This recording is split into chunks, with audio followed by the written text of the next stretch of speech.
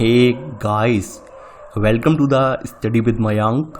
मैं हूं आपका मयांक और आज ला रहा हूं मैं आपके लिए कक्षा 6 के लिए इतिहास की पाठ्यपुस्तक हमारे अतीत भाग 1 से इसका अध्याय दूसरा।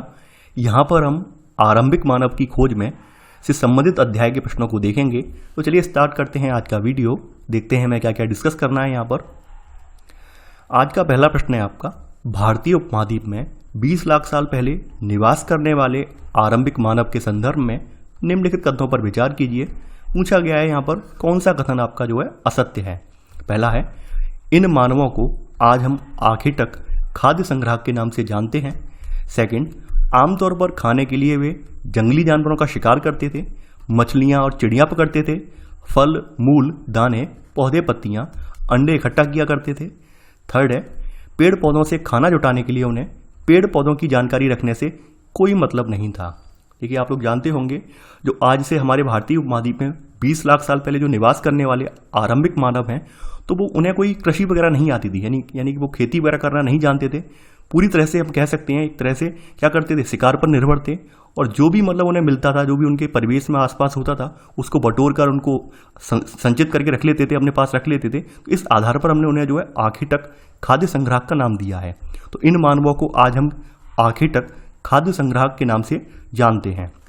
दूसरी बात यह है, ये आमतौर पर चूंकि जो इनका परिवेश होता था, यानी जो भी जंगल है वहाँ पर जो भी जैसी परिस्थिति है उसके अकॉर्डिंग क्या करते थे, जंगली जानवरों का शिकार करते थे, मछलियाँ पकड़ते थे, चिड़िया पकड़ते थे, या फिर जो भी फल है, कंदमूल, जड़ें वगैरह हैं, उनके दाने वगैरह हैं, पेड़ पत्तियाँ, या जो हम कह सकते हैं पशु पक्षियों के अंडे होते हैं, इन सबको इकट्ठा कर लिया करते थे। तो ये इनकी ऐसे करके भोजन जुटाते थे अपना। पेड़ पौधों से खाना जुटाने के लिए उन्हें पेड़ पौधों की जानकारी रखने से कोई मतलब नहीं था। देखिए, यहाँ पर समझने वाली बात यह है कि ये पेड़ पौधों को पहचान गए थे कि कौन से पेड़ पौधे ऐसे हैं जो खाने में अच्छे हैं, जो विषैले नहीं हैं, या फिर जिनमें कड़वाहट टाइप नहीं है। तो ऐसे पौधों को पहचान गए थे, इनकी पहचान इन्हें हो गई थी। तो उसी आधार पर ये उन पेड़ों को जो चूज करते थे जो इन्हें खाने में अच्छे लगते थे। तो यहाँ पर ये कहना गलत होगा कि ये पेड़ पौधों की जानकारी से इन्हें कोई मतलब नहीं था। इन्हें मतलब था, क्योंकि प्रकृति में मौजूद हर पौधा जो है आपके स्वास्थ्य के लिए लाभदायक नहीं होता है। ये बात हम लोग जानते हैं और ये बात ये लोग भी जानते थे। तो ये खास करके ध्यान रखते थे कि मान लीजिए जो विषैले पौधे हैं उनको ये छोड़ देते थे। तो यहाँ पर थर्ड वाला ऑप्शन गलत हो जाएगा, क्योंकि यहाँ पर लिखा हुआ है पेड़ पौधों से खाना जुटाने के लिए उन्हें पेड़ पौधों की जानकारी रखने से कोई मतलब नहीं था, यानी कि रखने से उन्हें मतलब था। तो यहाँ पर पूछा गया है कौन सा कथन असत्य है, तो यहाँ पर सी वाला ऑप्शन सही है। आंसर होगा केवल तीसरा। क्वेश्चन नंबर 2 है आज आपका, आखेटक खाद्य संग्राहक समुदाय के लोगों के लिए एक जगह से दूसरी जगह पर घूमते रहने का निम्नलिखित में से कौन सा कारण नहीं है। देखिए, यहाँ पर 4 कारण दिए गए हैं। माना यह जा रहा है कि इन कारणों की वजह से ये लोग जो आखेटक खाद्य संग्राहक समाज के लोग हैं, ये एक स्थान से दूसरे स्थान पर विचरण करते रहते थे। पहला है यहाँ पर कारण, एक ही जगह पर ज़्यादा दिनों तक रहने के कारण वे वहाँ के परिवेश से ऊब जाते होंगे। सेकंड, जानवर अपने शिकार के लिए या फिर हिरण या मवेशी अपना चारा ढूंढने के लिए एक जगह से दूसरी जगह जाया करते थे, तो वे लोग भी इनके पीछे पीछे शिकार के लिए जाया करते होंगे। थर्ड है, पेड़ों और पौधों में फल फूल अलग अलग मौसम में आते हैं, इसीलिए लोग उनकी तलाश में उपयुक्त मौसम के अनुसार अन्य इलाकों में घूमते होंगे। पानी झीलों, झरनों तथा नदियों की तलाश में जाया करते होंगे। तो देखिए, मैं यहीं से स्टार्ट करता हूँ लास्ट ऑप्शन से। तो आप लोग जानते हैं कि पानी जो है हर मौसम में नहीं मिलता है। कई मौसम ऐसे भी होते हैं जहाँ पर पानी का सूखा रहता है, तो उस समय झील, झरने या नदियाँ होती हैं, सूख जाती हैं। तो एक कारण ये भी हो सकता है कि पानी की तलाश में वो लोग यहाँ पर एक स्थान से दूसरे स्थान पर विचरण करते होंगे। एक कारण यहाँ पर ये भी हो सकता है। तो ये वाला कथन, डी वाला कथन सही है। दूसरी बात यह है कि पेड़ पौधों की आप लोग जानते हैं कि उनका जो फल देने का समय होता है सबका एक जैसा नहीं होता है, अलग अलग टाइम होता है। तो हो सकता है वो जिस स्थान पर रह रहे हों वहाँ के फल जो पेड़ पौधे हैं अभी भी वो कह सकते हैं नवजात अवस्था में हो, फल देने वाली अवस्था में नहीं है। तो इस कारण भी एक स्थान से दूसरे स्थान पर उन्हें जाना पड़ता हो, तो ये कारण भी हो सकता है यहाँ पर।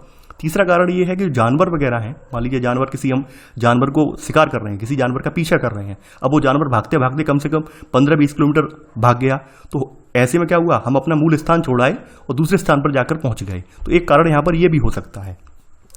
पहला कारण यहाँ पर बताया गया है कि भाई एक ही स्थान पर ज़्यादा दिनों तक रहने के कारण वो ऊब जाते होंगे। देखिए, ये कोई कारण यहाँ पे सटीक कारण नहीं है।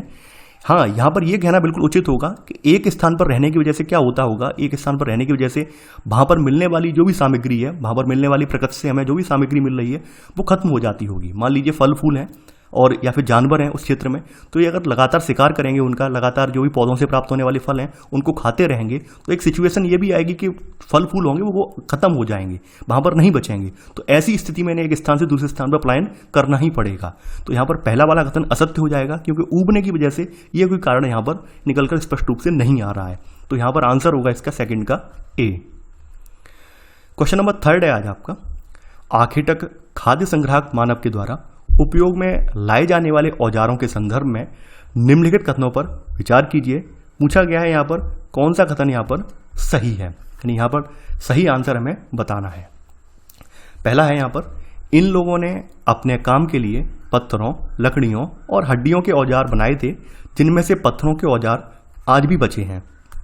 सेकंड, इनके कुछ औजारों के साथ हड्डियां या लकड़ियों के मुट्ठे लगाकर भाले और बाण जैसे हथियार भी बनाए जाते थे।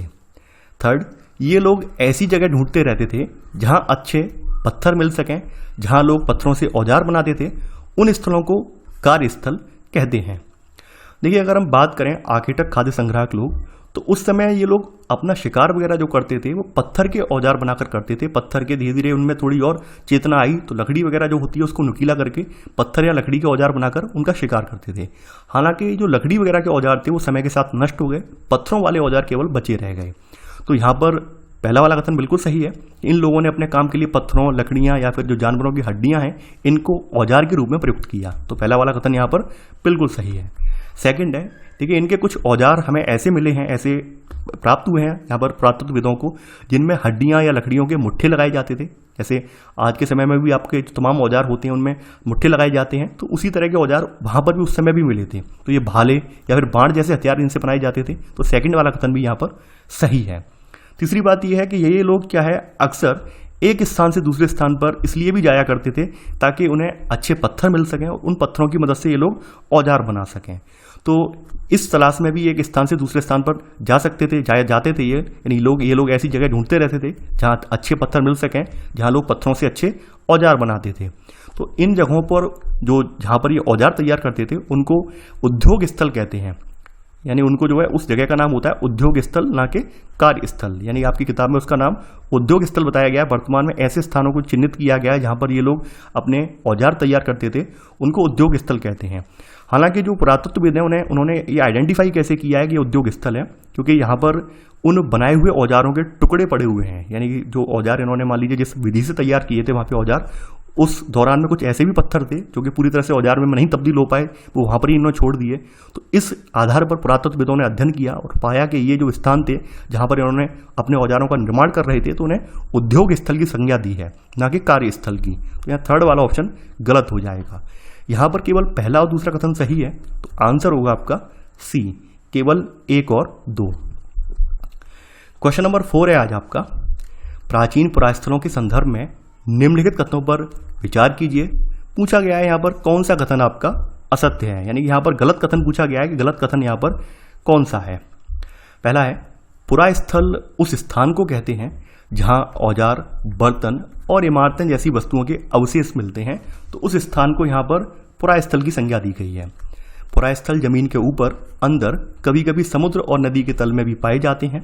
तीसरा है, आवासीय पुरास्थल उन्हें कहते हैं जहाँ लोग रहा करते थे, इनमें गुफाओं और कंदराओं जैसे स्थल होते हैं। तो देखिए यहाँ पर अगर हम बात करें जो आपके प्राचीन पुरास्थल हैं, तो प्राचीन पुरास्थल हम उस स्थान को कहते हैं जहाँ पर क्या है, आपके कुछ जो इन लोगों के द्वारा प्रयुक्त की गई सामग्री है उसके अवशेष मिलते हैं हमें, जैसे औजार हुआ, बर्तन हुआ, इमारतें, इनके अवशेष अगर हम मिलते हैं तो उस स्थान को हम पुरास्थल की संज्ञा दे देते हैं। तो यहाँ पहला वाला कथन यहाँ पर बिल्कुल सही होगा। सेकंड, पुरास्थल जमीन के ऊपर भी पाए जा सकते हैं। हो सकता है समतल मैदान हो, वहाँ पर ऊपर पाया गया हो, जमीन के अंदर भी मिल सकता है। ये हो सकता है कभी कभी कोई इलाका है, समुद्र तटवर्ती इलाका है, मान लीजिए वहाँ पर ये लोग कभी रहते हों और वो स्थान अचानक से समुद्र में जलमग्न हो जाए, तो कभी कभी समुद्र के अंदर भी मिलते हैं। या फिर मान लीजिए कोई ऐसा स्थान था जो नदी किनारे था, नदी ने अपना जो है प्रवाह जो है, अपनी धारा जो है यहाँ से मान लीजिए सीधे इस लाइन में बह रही थी, इसने अपनी धारा मोड़ दी और ऐसे करके वो पूरा स्थल जो था इनके नदी के बीच में आ गया, तो ये नदी के तल में भी पहुंच गया, इनके औजार वगैरह या अवशेष इनके नदी के तल में पहुंच जाते हैं। तो पूरा स्थल जो है जमीन के ऊपर, अंदर, समुद्र में, नदी के तल में कहीं भी मिल सकते हैं। हम ये केवल नहीं कह सकते हैं कि जमीन के अंदर ही अंदर मिलेंगे, ऐसा कुछ भी नहीं है, ये कहीं भी मिल सकते हैं। तो यहाँ सेकंड वाला कथन भी यहाँ पर सही होगा। थर्ड कथन बताया गया है कि जो आवासीय पुरास्थल हैं, तो ये उन्हें आवासीय पुरास्थल उन्हें कहते हैं जहाँ लोग रहा करते थे। इनमें गुफाओं और कंदराओं जैसे स्थल होते हैं, जैसे भीमबेटका की गुफाएं आधुनिक मध्य प्रदेश में पड़ती हैं। ये आपका ऐसा ही एक आवासीय पुरास्थल का एग्जाम्पल है जहाँ पर लोग रहा करते थे, ठीक है। और ऐसे आइडेंटिफाई कैसे किया गया? आइडेंटिफाई ऐसे किया गया क्योंकि इनके द्वारा बनाए हुए कुछ वहाँ पे शैल चित्र हैं, इसके आधार पर आइडेंटिफाई किया गया है कि यहाँ पर कभी आरंभिक मानव रहा करता था, ठीक है। तो इन्हें आवासीय पुरास्थल कहा गया। खास करके ये गुफाएं वगैरह में इसलिए रहते थे क्योंकि यहाँ पर उन्हें बारिश, धूप या फिर जो हवा वगैरह चलती है, आंधी वगैरह चलती है, उससे इन्हें जो है खास करके काफ़ी सुरक्षा मिलती थी। और ऐसी प्राकृतिक गुफाएं जो है आपको विंध्य या दक्कन के जो पर्वतीय इलाके में हैं यहाँ पर मिलती हैं। और ये खास करके नर्मदा घाटी के आसपास ऐसी कई सारी गुफाएं हैं जहाँ पर आरंभिक मानव के निवास करने के हमें कह सकते हैं साक्ष्य मिलते हैं। तो यहाँ पर तीसरा वाला कथन भी यहाँ पर सही है। यहाँ पर चूंकि पूछा गया है कौन सा कथन असत्य है, तो इनमें से कोई भी कथन असत्य नहीं है, तो यहाँ पर आंसर होगा डी। पांचवा प्रश्न है आपका, पुरा पाषाणकालीन पाषाण औजारों के निर्माण के संदर्भ में निम्नलिखित कथनों पर विचार कीजिए। पूछा गया है यहाँ पर कौन से कथन आपके जो हैं सत्य हैं। पहला है, पत्थर के इन औजारों के बनाए जाने का स्थान उद्योग स्थल उनके आवासीय स्थल से अलग होता था। पत्थर के औजारों के निर्माण में वे सिर्फ दबाव शल्क तकनीक का ही प्रयोग करते थे।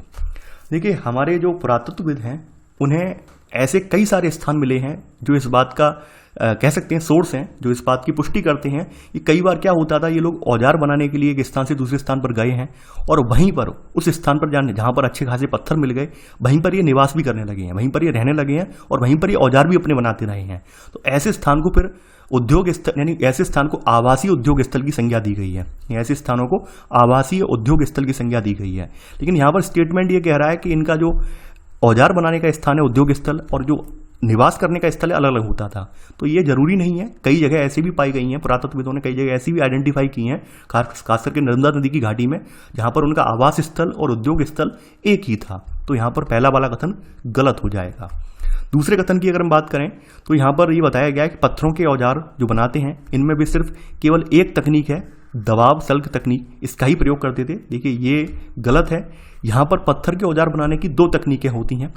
पहली तकनीक होती है पत्थर से पत्थर टकराकर, यानी मान लीजिए हमें कोई मनचाहा औजार बनाना है तो हम एक पत्थर से दूसरे पत्थर पर आघात करें, तो ऐसे करके जो पत्थर टूट जाए या फिर टूट कर बिखर जाए, उससे हमें कोई उसकी आकृति मिल जाए, उसको औजार मान लें। तो एक तो तकनीक ये हो गई। दूसरी तकनीक, वो तकनीक आज भी काम में लाई जाती है और वो होती है दबाव शल्क तकनीक। आज के समय में हम देखते होंगे छेनी हथौड़ा वगैरह जो होता है उससे हम दबाव लगाकर किसी पत्थर पर मनचाहा रूप देते हैं। सिलबट्टा जो आपने देखा होगा, या फिर जो घरों में पहले चक्की चलती थी उसके भी जो दांत वगैरह उसमें किए जाते हैं वो दबाव शल्क तकनीक से किए जाते हैं। यानी वहाँ पर छेनी से जो है उस पर दबाव डालकर छेनी हथौड़े की सहायता से उसमें जो है दांत उसके तैयार किए जाते हैं। जो लोग ग्रामीण परिवेश के हैं वो आसानी से समझ गए होंगे। तो उस समय भी ये था, उसमें दबाव शल्क तकनीक में यही था कि ये लोग क्या करते थे, किसी पत्थर को मान लीजिए यानी एक औजार में तब्दील करना है, उसको किसी एक स्थिर सतह पर टिका दिया और इसके क्रोड़ पर हड्डी या पत्थर रखकर उस पर हथौड़ी नमा पत्थर से शल्क निकाले जाते थे और ऐसे करके जो ये उपकरण चाह रहे हैं उस तरह का उपकरण बन जाता था। तो इसको दबाव शल्क तकनीक कहते हैं। तो दबाव शल्क तकनीक हालांकि आज भी इस्तेमाल होती है। पत्थर से पत्थर टकराने वाली तकनीक जो है एक टेम्परेरी तकनीक थी, वो भी ये इस्तेमाल करते थे। तो यहाँ पर ये सेकंड वाला स्टेटमेंट भी गलत हो जाएगा। यहाँ पर लिखा है कि केवल दबाव शल्क तकनीक का ही प्रयोग करते थे, ये गलत है। नहीं, दोनों तकनीक को इस्तेमाल होती थी, पत्थर से पत्थर टकराने वाली भी और दबाव शल्क तकनीक भी। यहाँ पर दोनों ही कथन असत्य हो गए, जबकि यहाँ पर पूछा गया है कौन सा कथन सत्य है। तो यहाँ तो ना तो पहला सत्य है और ना ही दूसरा सत्य है, तो आंसर होगा डी। प्रश्न नंबर 6 है आज आपका।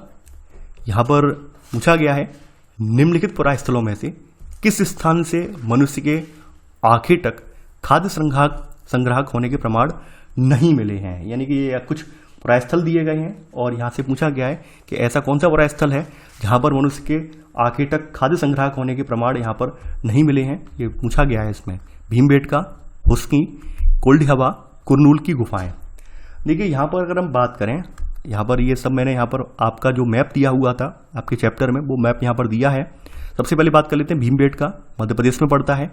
हुस्की की बात करें, कर्नाटक में पड़ता है, ठीक है। कोल्ड हवा उत्तर प्रदेश में पड़ता है आपका।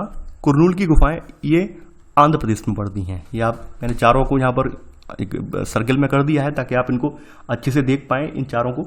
तो अगर बात करें भीमबेटका, हुस्की और जो कुरनूल की गुफाएं हैं, तो ये इनसे मनुष्य के आखेटक संग्राहक होने के प्रमाण मिले हैं, ठीक है। लेकिन यहाँ पर इसके अलावा जो अन्य स्थल है, यानी कि यहाँ पर अगर हम बात करें, यहाँ पर ये जो आपका अन्य स्थल है यानी कोल्ड हवा से यहाँ पर इनके खाद्य संग्राहक होने के प्रमाण नहीं मिले हैं। बल्कि कोल्ड हवा जो स्थल है ये आपका पड़ता है इलाहाबाद के समीप पड़ता है, उत्तर प्रदेश में पड़ता है ये। और यहाँ पर कुछ चावल वगैरह या फिर कुछ अनाजों के यहाँ पर साक्ष्य मिले हैं, ना कि यहाँ पर खाद्य संग्राहक होने के साक्ष्य मिले हैं। तो यहाँ पर आंसर होगा सी, कोल्ड हवा। तो यहाँ पर आपका आंसर है सी, यानी कि कोल्ड हवा। देखिए भीमबेटका हुआ, हुस्की हुआ या कुरनूल की जो गुफाएं हैं ये आपके पुरापाषाणिक स्थल हैं, जबकि कोल्ड हवा आपका जो है एक नवपाषाणिक स्थल है। और ये मैंने आपको बताया इलाहाबाद के समीप पड़ता है। तो यहाँ पर चावल के और कुछ जानवरों की हड्डियों के अवशेष मिले हैं। तो आई होप आपके क्लियर हो गया। ये जो आपके बाद बाकी तीन हैं ये आपके पुरापाषाणिक स्थल हैं, इसलिए यहाँ पर खाद्य संग्राहक होने के प्रमाण मिले हैं। जबकि कोल्ड हवा जो है आपका एक नवपाषाण स्थल है। तो मैंने मैप से भी आपको समझा दिया है। आई होप आपके माइंड में ये क्लियर हो गया होगा। आगे बढ़ते हैं। 7वां आपका प्रश्न है, निम्नलिखित पुरास्थलों में से कौन से नवपाषाणिक पुरास्थल हैं, यानी कि ये इनमें से नवपाषाणिक पुरास्थल कौन सा है, ये पूछा गया है। मेहरगढ़, बुर्जहोम, महागढ़ा, कोल्ड हवा, दाऊजली, हेडिंग। देखिए यहाँ पर आपको 1 बाई 1 मैप में दिखा दे रहा हूँ। मेहरगढ़ पाकिस्तान में पड़ रहा है, बुर्जहोम आप जानते हैं कश्मीर में पड़ रहा है आपका। इसके अलावा अगला नाम जो था महागढ़ा का था। महागढ़ा आप देख पा रहे हैं उत्तर प्रदेश में है महागढ़ा ये। इसके अलावा आपका अगला नाम है कोल्ड हवा, भी यूपी में। दाऊजली हेडिंग भी आपका जो है पूर्वोत्तर में पड़ता है। ये पूर्वोत्तर की 7 सिस्टर्स का जो राज्य है वहाँ पर पड़ रहा है ये वाला। तो आप ये सारे जगह देख पा रहे हैं। और इन सारी जगहों में खास बात ये है ये सब नवपाषाणिक स्थल हैं, ना कि पुरापाषाणिक। तो यहाँ पर ये पांचों के पांचों स्थल जो हैं वो आपके नवपाषाणिक पुरास्थल हैं, ना कि नवीन। मेहरगढ़ की अगर हम बात कर लें तो मेहरगढ़ आपका वर्तमान में पाकिस्तान के बलूचिस्तान प्रांत में स्थित है और यहाँ से गेहूं और जौ के अवशेष मिले हैं। तो ये आपके मेहरगढ़ की खास बात है। इसके अलावा अगर हम बात करें आपके जो बुर्जहोम, यानी अगर हम बुर्जहोम की बात करें तो बुर्जहोम वाला स्थल जो है कश्मीर में स्थित है। यहाँ से भी हमें गेहूं, दलहन, कुत्ते, मवेशी, भैंस या भेड़ वगैरह ये सारी चीज़ें यहाँ से हमें प्राप्त हुई हैं। तो ये आपकी जो मेहरगढ़, यहाँ पर ये बात हो गई बुर्जहोम की। बात कर रहे हैं हम यहाँ पर महागढ़ा की। महागढ़ा जो है यूपी में स्थित है और यहाँ पर भी हमें चावल और मवेशी मिले हैं, ठीक है। यहाँ पर जो मवेशी थे, मवेशियों के मिट्टी पर खुरों के निशान से ये समझ में आया है कि ये भाई जो है मवेशी भी यहाँ रहते थे। कोल्ड हवा के बारे में चर्चा कर चुके हैं, इलाहाबाद के समीप है, यानी कि चावल के साक्ष्य और जानवरों की हड्डियाँ मिली हैं। इसके अलावा जो दाऊजली हेडिंग वाला स्थान है, अगर हम दाऊजली हेडिंग की बात करें तो दाऊजली हेडिंग आपका जो है पूर्वोत्तर के राज्यों में पड़ता है। और ये जो ब्रह्मपुत्र की घाटी से हम निकल कर जाते हैं, यानी कि खास करके चीन और म्यांमार की ओर जाने वाला जो ब्रह्मपुत्र की घाटी वाली एक पहाड़ी है, उस पहाड़ी के समीप ये दाऊजली हेडिंग पड़ता है।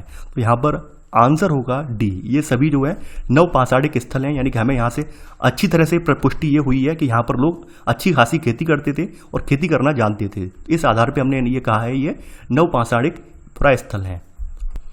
तो मैंने यहाँ पर मैप में दिखा दिया है। आई होप आप एक बार से फिर देख लेना इसे। प्रश्न नंबर 8 है आपका, निम्नलिखित में से राख के साक्ष्य किस पुरापाषाणिक स्थल से मिले हैं। यानी कि यहाँ पर जो राख है, राख के साक्ष्य में कहाँ से प्राप्त हुए हैं। यानी कि राख के साक्ष्य में ये बताते हैं कि पुरापाषाणिक जो मानव था वो आग जलाना सीख चुका था। कुरनूल की गुफा, भीमबेटका की गुफाएं, कोल्ड हवा या हुस्की। तो इनके बारे में बताया गया है कि कौन से ऐसे स्थान है यहाँ से हमें ये प्राप्त हुए हैं। तो यहाँ पर आपकी जो कुरनूल की गुफाएं हैं, यानी कि आंध्र प्रदेश में स्थित कुरनूल की गुफाएं जो हैं, यहाँ से हमें जो है आग के साक्ष्य मिले हैं। यानी हमें ये पता चलता है कि आरंभिक मानव ने आग जलाना सीख लिया था और आग के इस्तेमाल से वो कई कार्यों को करता होगा, जैसे प्रकाश के लिए भी आग का प्रयोग करता होगा, मांस को पकाने के लिए आग का प्रयोग करता होगा, या फिर खतरनाक जानवरों को दूर भगाने के लिए भी आग का इस्तेमाल करता होगा। ये हमें कुरनूल की गुफाओं से आग के साक्ष्य मिले हैं। तो यहाँ पर 8वें का ऑप्शन होगा ए। नमा है आपका, निम्नलिखित में से कौन सा पुरास्थल प्रागैतिहासिक शैल चित्रकला के लिए जाना जाता है। यानी कि जो प्रागैतिहासिक शैल चित्रकला है, इसके बारे में यहाँ पर पूछा गया है।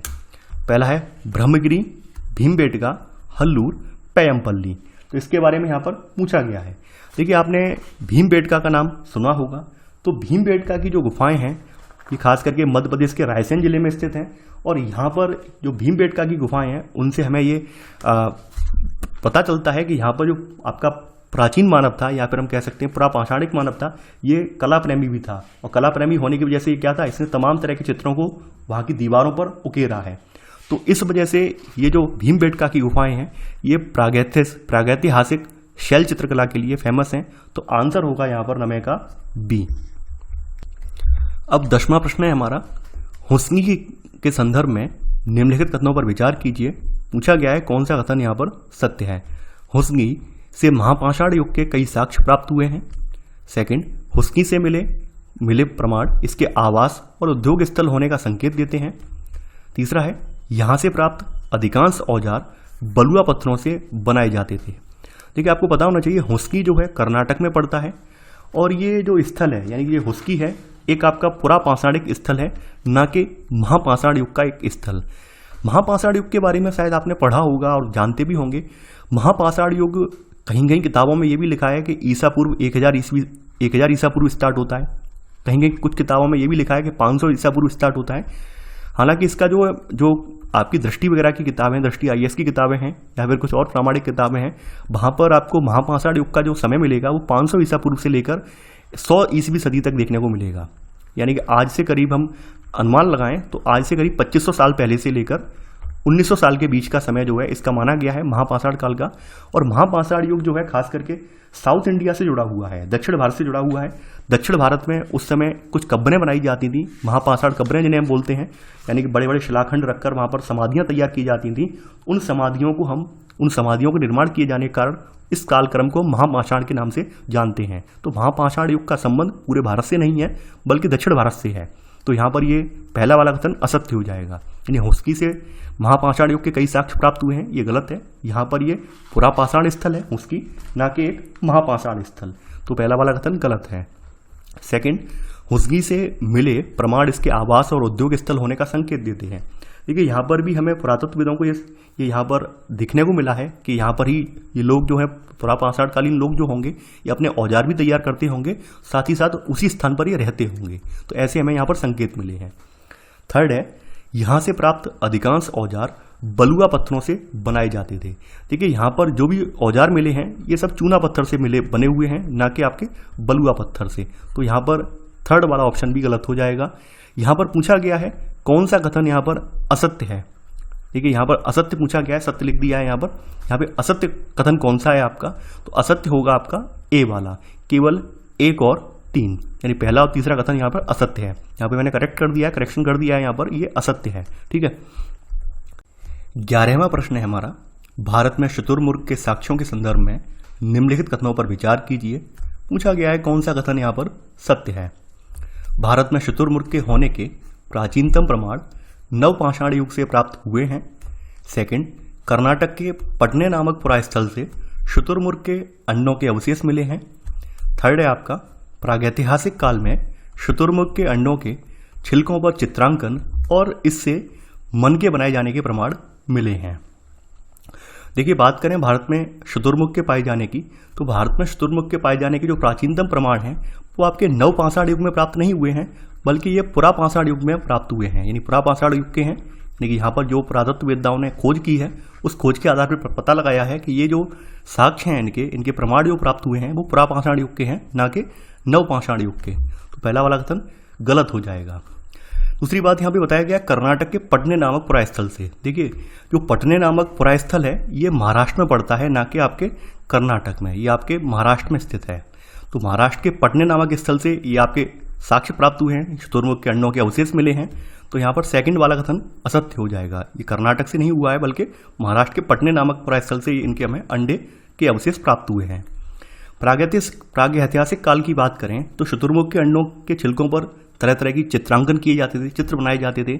इसके अलावा जो गले में पहनने वाला मनका होता है, एक लॉकेट टाइप होता है मनका जिसे हम बोलते हैं, खास करके आभूषण जो बनाए जाते हैं, ज्वेलरी जो बनाई जाती है उस ज्वेलरी में आ जाता है, गले में पहना जाता है पेंडल के रूप में।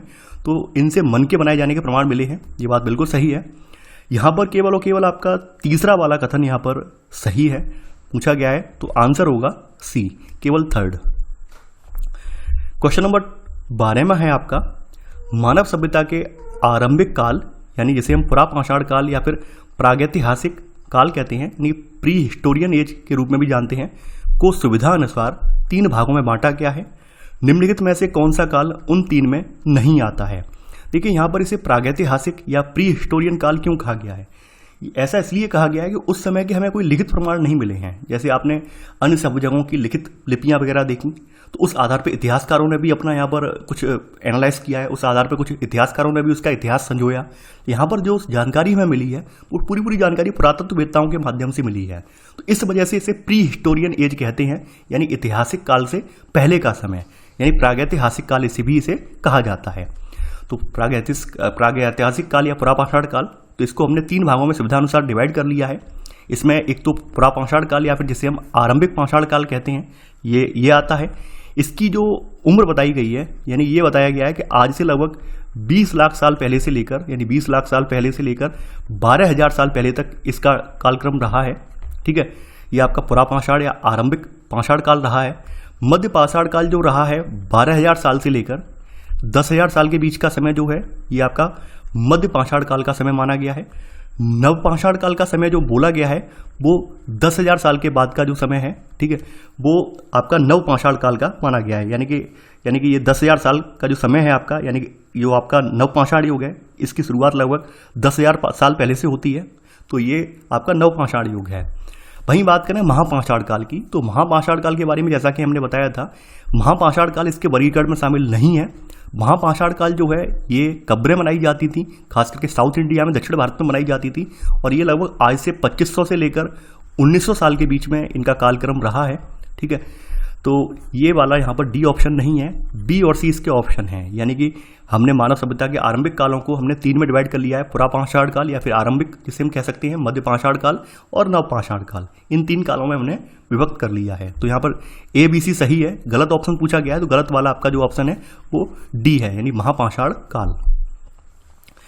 यहाँ पर अगला प्रश्न है, क्वेश्चन नंबर 13 है, मध्य पाषाण युग में आए नए बदलावों के संदर्भ में निम्नलिखित कथनों पर विचार कीजिए।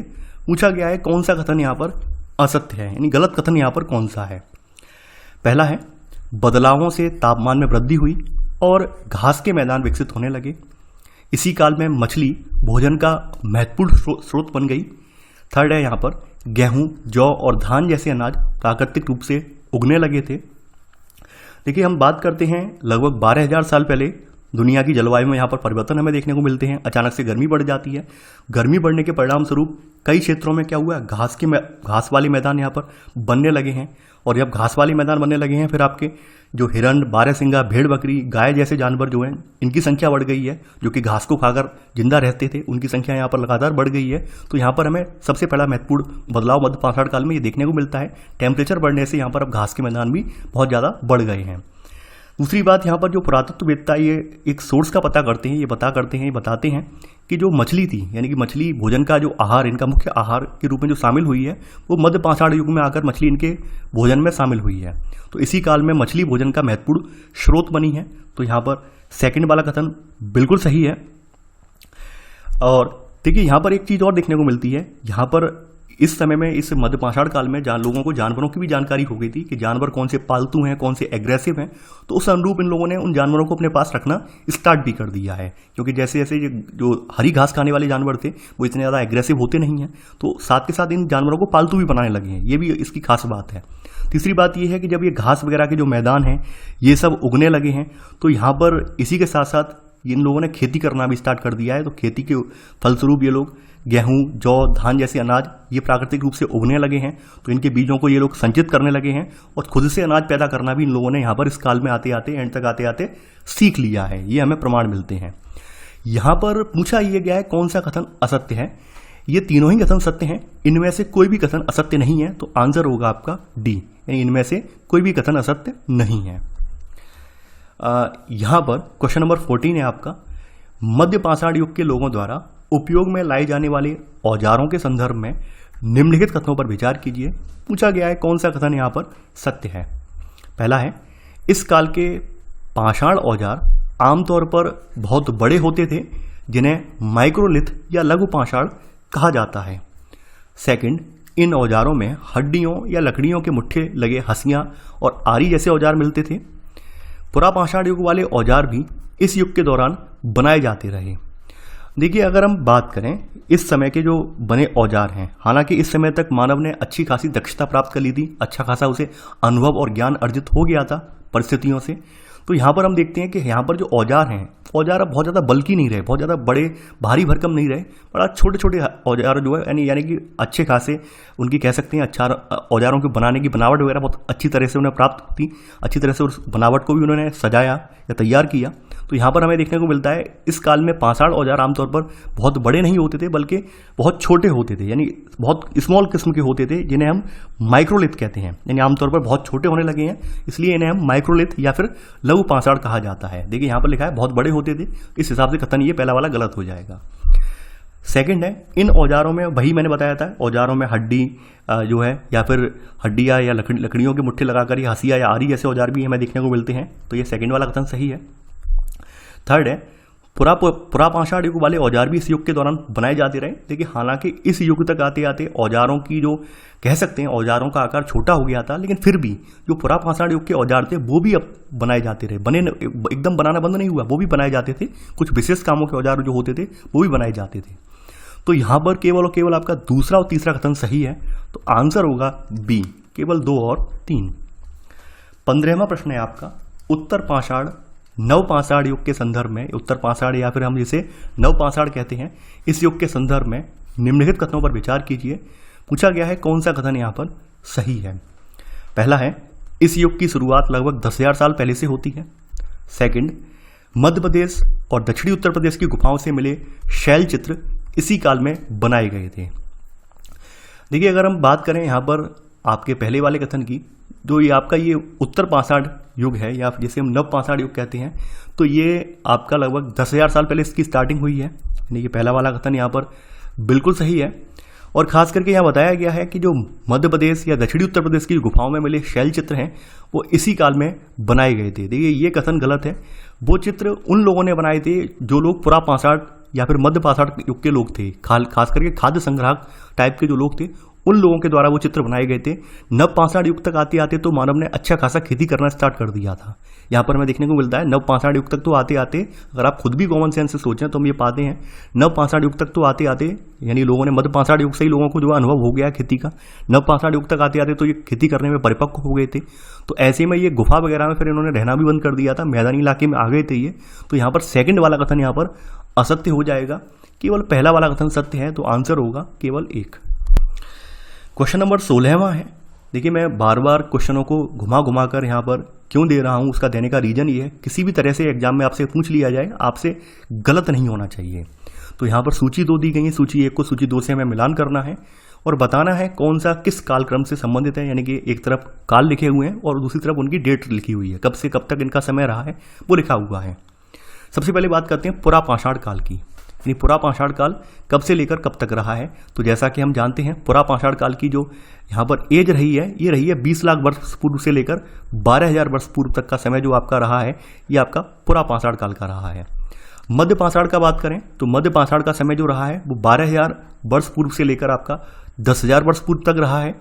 वहीं आपकी महापाषाण युग की बात करें तो महापाषाण युग जो कि दक्षिण भारत में पाया गया था, ये 2500 वर्ष पूर्व से लेकर 1900 वर्ष पूर्व तक का इसका समय रहा है।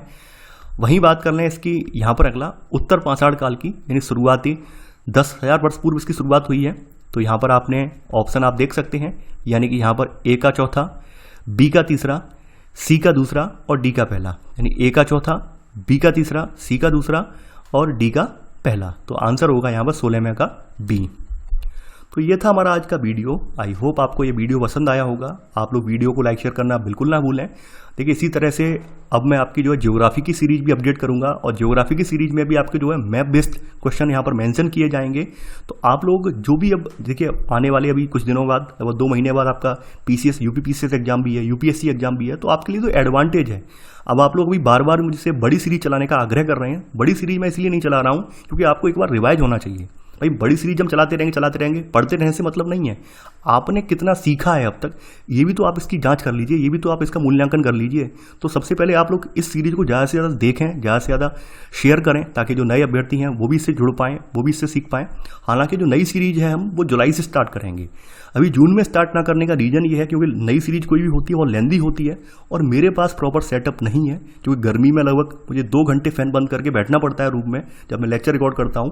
तो इस वजह से कह सकते हैं आप, मुझे मतलब बहुत परेशानी भी होती है रिकॉर्ड करने में। तो इस वजह से मैं कोशिश कर रहा हूँ जुलाई तक आते थे, बारिश का सीजन आ जाएगा फिर दिक्कत नहीं होगी, तभी मैं नई सीरीज भी स्टार्ट कर दूंगा। और आपकी जो टेस्ट सीरीज जिसको अपडेट करने का मैंने जिम्मा स्टार्ट किया है, टेस्ट सीरीज आपकी आने वाले 2 से 3 महीने में पूरी चैनल की टेस्ट सीरीज अपडेट हो जाएगी। तो आई होप आप लोग जुड़े रहिए, अपना प्यार और अपना कह सकते हैं सही हमारा साथ अपना बनाए रहिए। तो चलिए आज के लिए बस इतना ही। Thanks for watching. जय हिंद।